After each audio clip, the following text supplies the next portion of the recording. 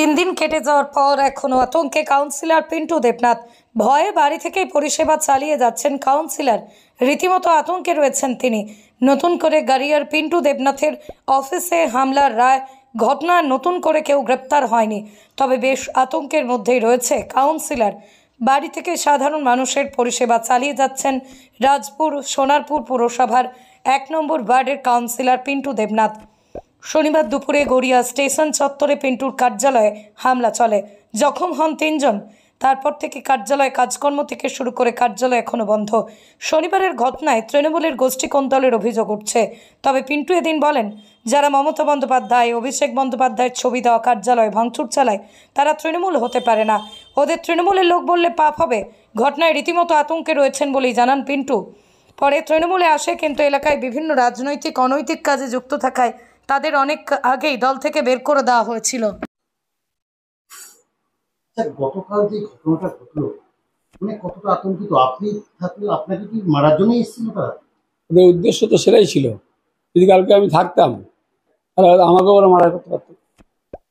আপনি কাউন্সিলর, আপনার দলের লোক আপনাকে মার্ডার করার জন্য আসছে, আপনি ভয়ঙ্কর অভিযোগ করছেন। দেখুন, আমার দলের লোক কোনো অবস্থাতে আমি এটা বলা মানে এটা আমার পাপ। তার কারণ যারা নাকি মমতা বন্দ্যোপাধ্যায়ের ছবি আছে, আমার বিধায়কের ছবি আছে, যে অফিস ঘর, সেই অফিস ঘর ভাঙচুর করে ওখানে একটা মা ক্যান্টিন চলে 2 বছরের, সেই মা ক্যান্টিনে মহিলারা ভেতরে ছিল, সেখানে এসে অফিস ভেঙে মারতে আসছে লোককে।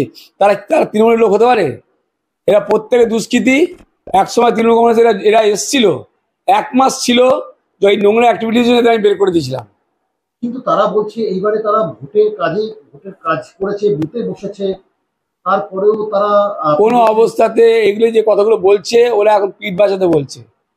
এরা সব বিজেপি আশ্রিত দালাল, কেউ তৃণমূলে কোনো কাজ করেনি, কিচ্ছু করেনি। এরা রুলিং পার্টির সঙ্গে থাকার চেষ্টা করেছে নিজেদের স্বার্থ চরিতার্থ করার জন্য, এবং দলকে বদনাম করার চেষ্টা করেছে। মানে তারা আগে বিজেপিতে ছিল 2021-এ, তারপর তৃণমূলে কয়েকজন এসেছিল, কিন্তু আমি পৌরপিতা হওয়ার পরে দেখলাম ওদের ইললিগাল অ্যাক্টিভিটিস করার জন্য নানা রকমভাবে আমার কাছে খবর আসছিল। তাই আমি 1 মাস ছিল তার অফিস থেকে বের করে দিই ওদের। মানে ভোটের পরে আপনি বের করে দিলেন? ভোটের পরে বলতে আমি যে কাউন্সিলর হয়েছি 2 বছর 3 মাস হয়েছে, আমি কাউন্সিলর হওয়ার পর 1 মাস ছিল।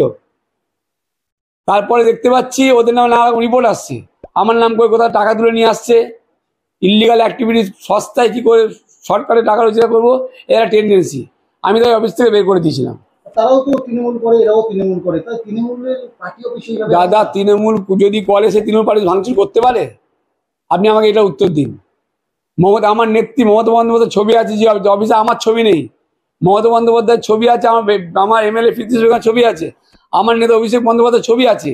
তা সেই অফিস যারা ভাঙচুর করতে পারে তার তৃণমূল কর্মী, এটা আমাকে মানতে হবে। ইতিমধ্যে 4 জন গ্রেপ্তার হয়েছে, তো কি বলবেন? মানে এখনো পর্যন্ত তো ওইখানে মানে এখনো থমথমে পরিবেশ, কতটা আতঙ্কে রয়েছেন আপনারা এবং আপনার কর্মীরা? মানুষ যারা পরিষেবা নিতে তারা অত্যন্ত আতঙ্কের মধ্যে আছে, আমিও আতঙ্কের মধ্যে আছি। নেহাত আমি তো কদিন কেপিসি হসপিটালে 2 বেলা আমার থাকতে হচ্ছে, আমার ভাইপোর সেরিব্রাল স্ট্রোক হয়েছে। তার জন্য যদি কালকে আমি যদি অফিসে থাকতাম তাহলে আমিও খুন হয়ে যেতে পারতাম। আপনার নাম? পিন্টু দেবনাথ, পৌরপিতা 1 নম্বর ওয়ার্ড, রাজপুর সোনা পৌরসভা। আমি চাইছি পুলিশ একদম সঠিক নিরপেক্ষ তদন্ত করে কোনো রং না দেখে মানে অপরাধীদের উপর শাস্তি দিক।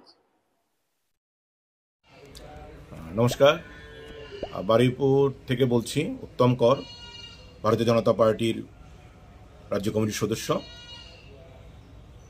গড়িয়া 1 নম্বর মণ্ডলে যে তৃণমূলের অফিস ভাঙচুর করা হয়েছে তাতে বিজেপির নাম জড়ানো হচ্ছে।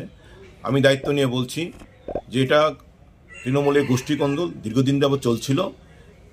তৃণমূলের এক নেতাকে বেশ কিছুদিন আগে মারধর করা হয়, সেটা তৃণমূল নেতারা এড়িয়ে যাচ্ছেন এবং সেটার কোনো সহায় না করার পক্ষে তারা যে মেরেছিল তাকে তৃণমূল অফিসে পায় এবং তারাই তৃণমূলের গুন্ডা বাহিনী তাকে মারধর করা হয়। সেটা নিজেদের গোষ্ঠীদ্বন্দ্ব ঢাকার জন্য আজকে বিজেপির নাম ধরা হচ্ছে। আমি দায়িত্ব নিয়ে বলছি সেটা তৃণমূলেরই গোষ্ঠীকন্দল। আমি উত্তম কর, ভারতীয় জনতা পার্টি রাজ্য কমিটির সদস্য।